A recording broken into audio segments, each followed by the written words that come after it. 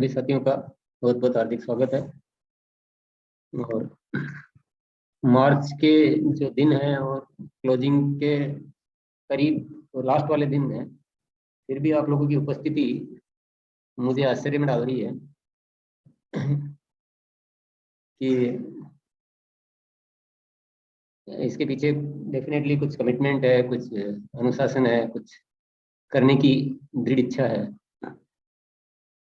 तो आप लोगों के इस डेडिकेशन को देखकर मन में कुछ न कुछ फिर एक जिम्मेदारी पैदा होती है। जिम्मेदारी का अंकुर फूटता है कि जब साथी लोगों का इतना समर्पण है तो हमें कुछ न कुछ और थोड़ा सा कुछ रास्ता खोजना चाहिए। और भी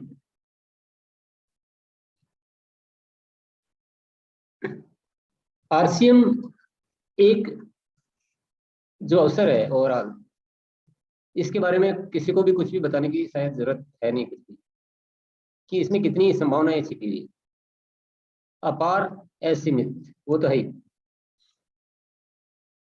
परंतु सर्वांगीण विकास, जीवन के विकास का जो माध्यम आरसीएम बन सकता है, वो माध्यम बहुत दुर्लभ चीज है। हम पूरा इतिहास उठा के देखते हैं मानव जाति का, तो जीने का इतना खूबसूरत तरीका बहुत मुश्किल मिलेगा। बहुत मुश्किल है, बहुत मुश्किल है। कितनी भी कोशिश करो, कुछ भी करो, लेकिन ऐसा एक खूबसूरत तरीका जिसमें सारी अच्छाइयां सिमट कर आ जाती हो, वो तरीका इतना आसानी से नसीब नहीं होता है। जहाँ हम व्यक्तित्व का विकास करते हैं अपना, जहाँ हम स्वास्थ्य को अच्छा करते हैं, शारीरिक स्वास्थ्य को, जहाँ मानसिक रूप से हम उन्नत बनते हैं, जहाँ आध्यात्मिक रूप से हम उन्नत बनते हैं, जहाँ हम एक सामाजिक प्राणी बन पाते हैं, जहाँ हम इतने लोगों से जुड़ पाते हैं, और सबसे बड़ी बात है इतने लोगों के विकास का जरिया बनना। और आपके अंदर जितनी भी प्रतिभा है, जितनी भी, और जितनी थी, जितनी ला रहे हैं और जितनी ला सकते हैं, वो सारी की सारी प्रतिभा को उपयोग करने का एक सुंदर मंच तो है। तो कुछ कृपा है इसमें ऊपर वाले की, इस बात से तो इनकार नहीं किया जा सकता है। इस कृपा का उपयोग हम कितना कर पा रहे हैं, इसके बारे में हमें जरूर सोचने की आवश्यकता आ जाती है। व्यवहारिक रूप से हमें जो चैलेंज आ जाते हैं कि हम बहुत सारे साथियों को आरसीएम से अवगत तो करा देते हैं, उनको कहीं ना कहीं एक लेवल तक अपने साथ हम ले भी लेते हैं, एक लेवल तक ले लेते हैं। बहुत ज्यादा संख्या में, बहुत बड़ी संख्या में, वो पूरी संख्या अगर रियल सेंस में आरसीएम का कुछ भी करने लग जाए, कुछ भी करने लग जाए, तो इस देश में पूरी हलचल मच जाए। इतने लोगों को आप टच कर चुके हो, इतने लोगों को आप आरसीएम में शामिल कर चुके हो, इतने लोगों को, तो बिना कोशिश तो वो भी नहीं हुआ होगा। सब साथियों ने मेहनत की होगी जब भी कुछ हुआ है। ऐसा तो नहीं कि बिना मेहनत ही हो गया, अपने आप हो गया, कोई मजाक है कुछ भी ऐसा। इतनी सारी मेहनत करने वाले इतने सारे लोग एक सिस्टम में मिले, इतना शानदार सिस्टम मिले जिसके द्वारा हम कुछ भी कर सकते हैं। इतनी शक्ति, संगठन की शक्ति मिले, जहाँ एक बहुत बड़ा समूह है, और वो भी समर्पित साथियों का। ऐसा भी नहीं कि कोई कोई कमजोर लोगों का, समर्पित लोगों का समूह। तो इतने सारे लोगों का समूह और इतना अच्छा सिस्टम, और ये सारे भरसक प्रयास मिलके जो होना चाहिए, उसमें क्या तो अच्छा हो रहा है और क्या अच्छा होने की और जरूरत है, उसको अगर हम समझें तो मोटे तौर पर दो चीजें की हमें और करने की जरूरत नजर आती है।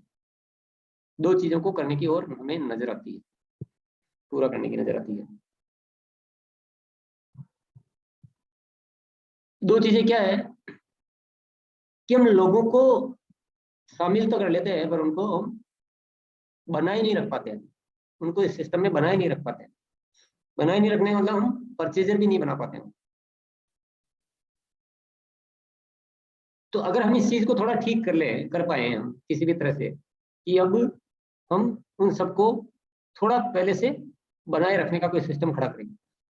अगर हमारे सिस्टम से कोई वाकिफ हो गया, कोई एक बार समझ में आ गया उसको, तो उसको इतना आसानी से तो हम नहीं जाने देंगे। ऐसा कोई सिस्टम कर लें। और दूसरा, हम सेलिंग सेलिंग का जो औसत होना चाहिए इतने लोगों का, उस औसत को हम थोड़ा ठीक कर ले, क्योंकि प्रोडक्ट की तो कोई रेंज की कोई कमी नहीं है और खरीदारों की भी कोई कमी नहीं है। और जितना जितना हम जानते जा रहे हैं, तो ऐसा लगता है जैसे न्यूट्रिशन की बात चल रही थी, कल ही चल रही थी या पहले भी चलती, तो ऐसा लगता है कि यार पूरे देश को ये हर घर घर की जरूरत है। और जरूरत तो इतनी है कि एक घर पूरा कमाता नहीं, उससे ज्यादा न्यूट्रिशन की जरूरत पड़ती है, इतनी बड़ी जरूरत है। क्योंकि न्यूट्रीचार्ज मेन भी चाहिए, न्यूट्रीचार्ज प्रोडक्ट भी चाहिए, न्यूट्रीचार्ज वुमेन भी चाहिए, न्यूट्रीचार्ज किड्स भी चाहिए, न्यूट्रीचार्ज यू भी चाहिए, न्यूट्रीचार्ज फाइव एज भी चाहिए, न्यूट्रीचार्ज एस एंड एफ भी चाहिए, न्यूट्रीचार्ज गेनर भी चाहिए। ये सारे के सारे प्रोडक्ट नीड बेस है, न्यूट्रीचार्ज डीएचए। तो हर घर में इतने इतने लोग हैं, तो बहुत बड़ा और उपयोगी है, भला होता है लोगों का, स्वास्थ्य सुधरता है, ऐसा भी नहीं।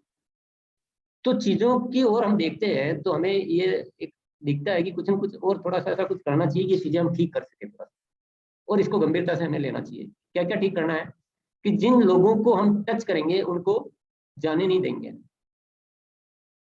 सिस्टम में हम लाएंगे तो उनको जाने नहीं देंगे, आए जुड़े और बैठ गए, ऐसा हम उन्हें होने नहीं देंगे, किसी सूरत में भी नहीं होने देंगे। एक तो ये काम हम करें, और दूसरा सेलिंग का औसत बढ़ाएं। एक औसत तौर पे कि 1000 बीवी पर डे का एक बहुत प्रचलन में आना चाहिए।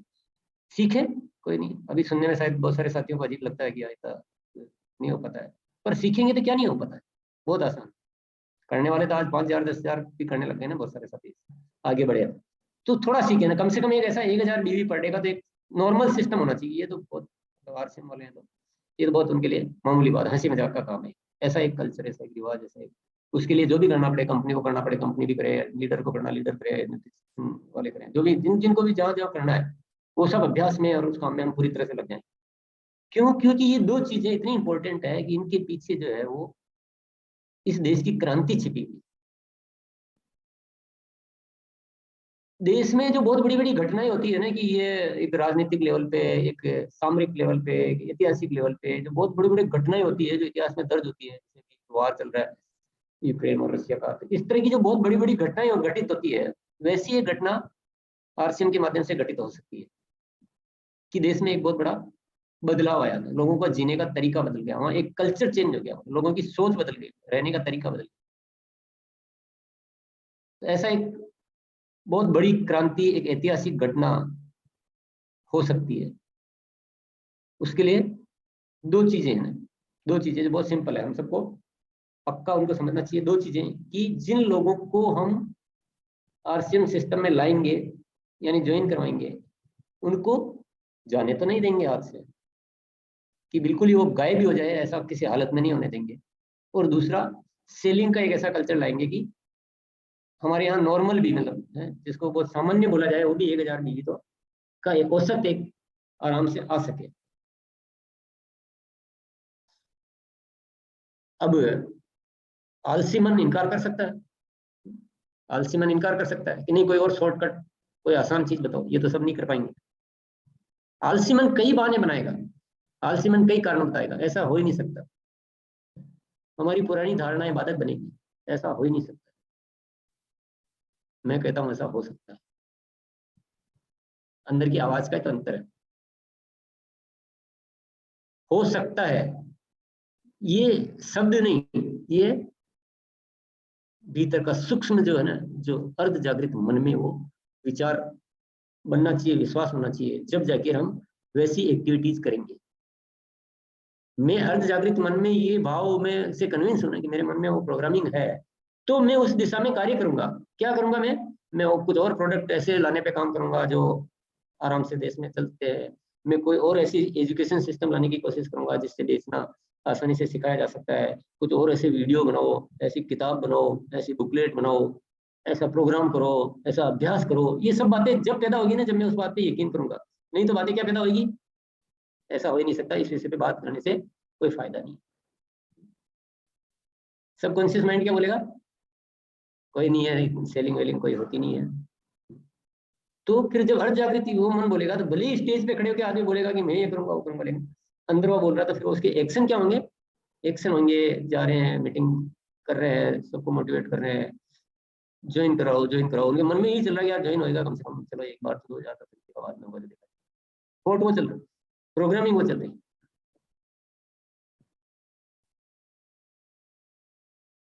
तो ये दो चीजें बिठाना, सबके मन में बिठाना, अपने मन में बिठाना, सबके मन में बिठाना, इस पे विश्वास लाना, ये इसका सबकॉन्शियस माइंड की प्रोग्रामिंग में अगर हम जो वो किताबें जो द सीक्रेट और शक्ति वो सब किताबें पढ़ते हैं, या पावर ऑफ सबकॉन्शियस माइंड की किताबें, या और भी जो भी कला जो भी ज्ञान जहाँ से भी लेते हो, और अगर हम हमारा काम क्या है आज के दिन, हमारा काम है हम इस आरसीएम के परिवार के लोगों के सबकॉन्शियस माइंड में ये चीजें स्थापित करना कि 1000 बीवी पढ़ ले तो आराम से हो सकता है। ये बहुत हंसी मजाक है, और सब लोगों के दिमाग में बिठाना कि आरसीएम के प्रोडक्ट प्रसाद है या जो भी बिठाना की बहुत गजब के प्रोडक्ट होते हैं, और आरसीएम में जो भी आ गया तो उसको कुछ वो कुछ इमोशनली, कुछ देशभक्ति के हिसाब से, कुछ सोशली, कुछ रिलेशन वाइज ऐसा एक बन जाना चाहिए कि वो जुड़ा रहे। ये दो चीजों पे काम करना, चीजों पे नहीं करना है, माइंड पे करना है, माइंड पे, माइंड प्रोग्रामिंग। तो पहले कहाँ से होगी? हमारे माइंड से, फिर हम धीरे धीरे अपनी टीम के माइंड में वो चीजें हमें बिठानी है। तो अभ्यास में हम रोज इन चीजों पे बातचीत करते हैं, पर स्ट्रांगली इन चीजों पे कुछ काम करना चाहिए। कार्य कुशलता संबंधित कुछ आदतों की चर्चा करते हैं। वैसे तो सारी आदतें इतनी महत्वपूर्ण है, जो लोक व्यवहार की आदतें, जो आचरण की आदतें, वो भी कार्य कुशलता पर प्रभाव डालती है, बहुत ज्यादा डालती है। और जहाँ भी माइंड प्रोग्रामिंग की बात आती है, तो सारी की सारी आदतों की बहुत ज्यादा जरूरत होती है। जैसे हमको लोगों को कनेक्टेड रखना, जोड़े रखना है, अपने से जुड़े रखना है, तो उसमें बहुत सारी आदतों की बहुत सख्त जरूरत होती है। उसमें बहुत सारे कारण ये होते हैं, आदतों का भी बहुत सारा कारण होता है।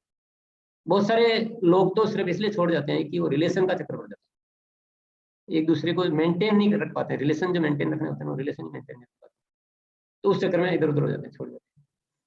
फिर ये बहुत सारे लोग इथिक्स, वैल्यूज को नहीं समझने की वजह से छोड़ जाते हैं। लालच, कि हस्तीमल जी के यहाँ तो मुझे बहुत टाइम लग रहा है, तो मैं हस्तीमल जी की बजाय सस्तीमल जी के साथ जाता हूँ, वहाँ जल्दी मिल जाएगा। तो सस्तीमल जी बोलते हैं वहाँ कहीं को पड़ेगा, यहाँ कुछ नहीं करना पड़ेगा, यहाँ आ जाओ। तो आदमी का लालच, तो ये सारी क्या है? वैल्यूज की कमी, अनइथिकल वर्किंग। तो ये भी आदतों का ही मामला है। अगर हमारा सारा आरसीएम परिवार अच्छी अच्छी आदतों के साथ जिएगा, तो ये सब चीजें हम खुद ही अपने लिए कोई होते रहते हैं। तो आप देखोगे कि 50% से भी ज्यादा लोग तो हमारे केवल हमारी इन आदतों और इन गड़बड़ चीजों की वजह से जाते हैं। बहुत सारे ऐसे कारण हैं, बहुत सारे लोग सिर्फ इसलिए चले जाते हैं कि उनको टारगेट मंथ के चक्कर में उनको उलझा दिया जाता है। ऐसा उलझाया जाता है कि वो आदमी बेचारा दूसरी बार भूल जाता है, सांसें भूल जाती है। तो कुछ न कुछ, तो कुछ ऐसी चीजें कर करके हम लोगों को खो देते हैं, कुछ आदतों की वजह से खो देते हैं, और कुछ कार्य कुशलता संबंधित आदतों। तो अभी कुछ कार्य कुशलता संबंधित आदतों की हम चर्चा करेंगे, कुछ की करेंगे, सारे के काम नहीं कर पाएंगे। संघर्ष में मजा लेने की आदत।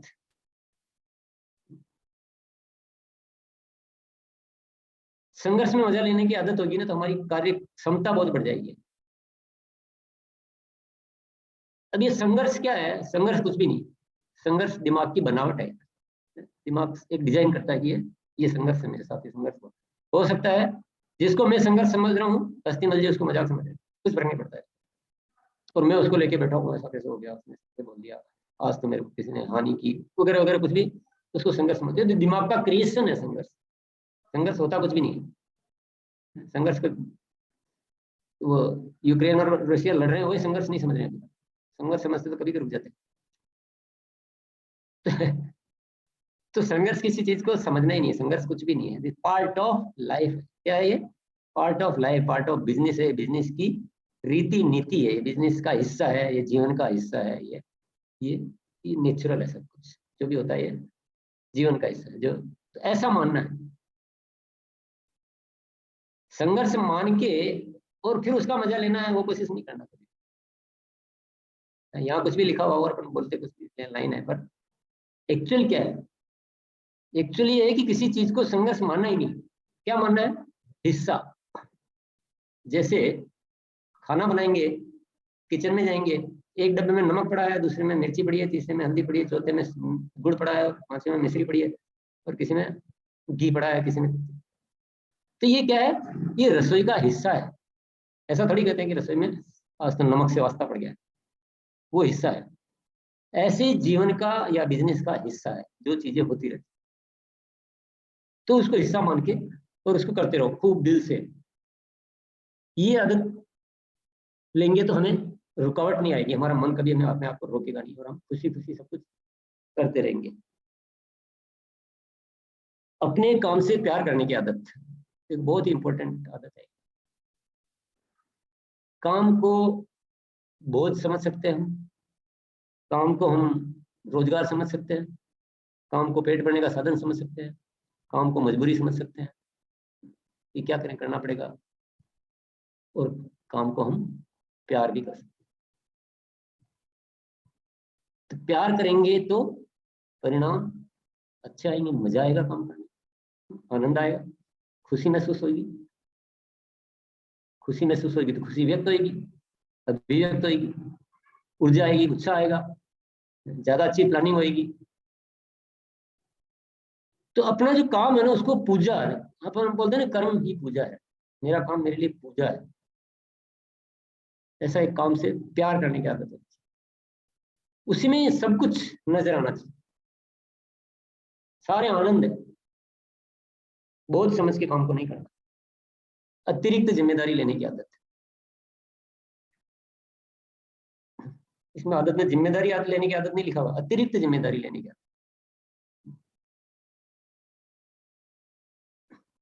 देखो बारात में जाते हो, घोड़ी के आगे नाचते हैं, बहुत सारे लोग नाचते हैं, दूल्हे के आगे नाचते हैं, पर किसी का ऐसा खास ध्यान किसकी तरफ जाता है, जो थोड़ा अतिरिक्त नाचता है।